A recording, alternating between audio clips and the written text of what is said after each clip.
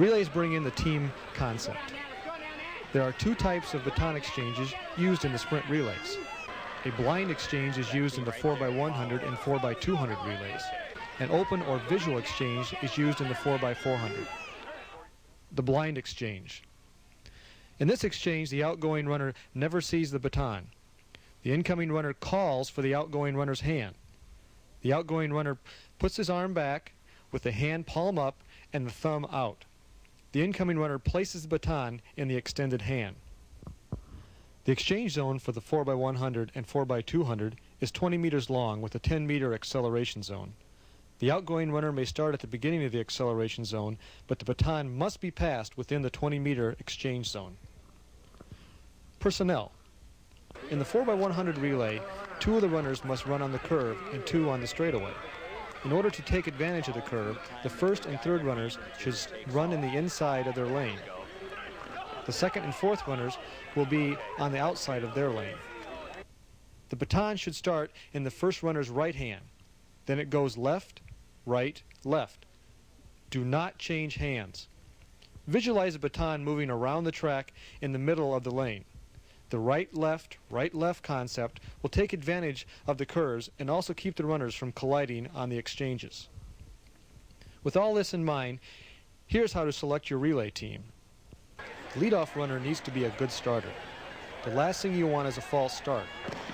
On the starting line, place the thumb and forefinger on the ground and hold the baton in the last 3 fingers. The second and third runners must be good at handling the baton, as they must both receive and hand off. The first and third runners need to be strong curve runners. Your fourth leg is usually the fastest and most competitive. If you do have a weak leg, use your best runner in the second or third position in order to break open the race and put the pressure on the other teams.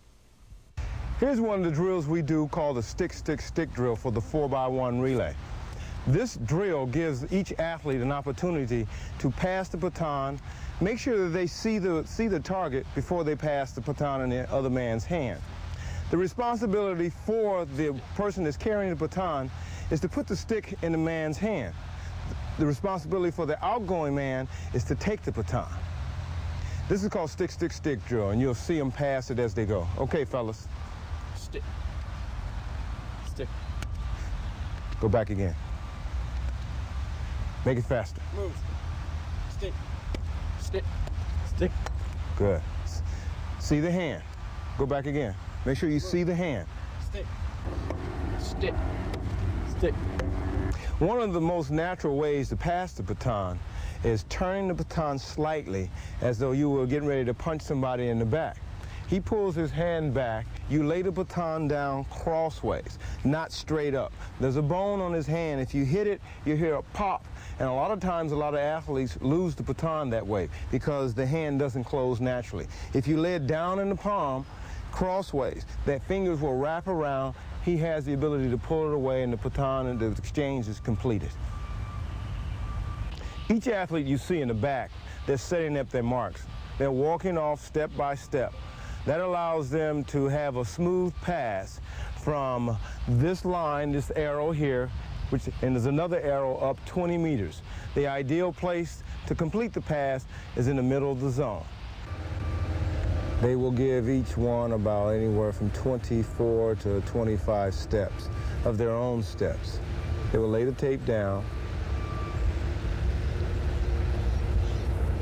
This is the mark in which the incoming runner hits, which allows him to move. The guys are standing back on their mark, which is the international zone. They have the mark for the incoming runner. But the most important thing is they cannot complete a pass until they get past this arrow and 20 meters down the way. There's one more significant mark that I usually put in there, and it's a check mark, just in case something goes wrong. And the mark is right in the middle of the zone.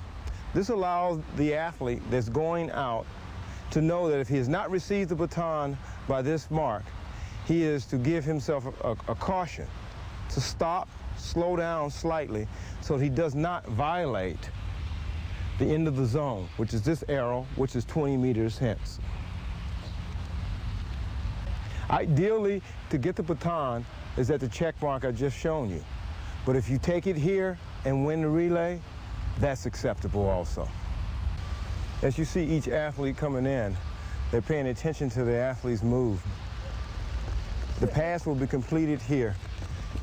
There are two ways in which you can pass. Silently, which means that you have to have a couple of marks there, or audio, which means that the athlete will hear his sound.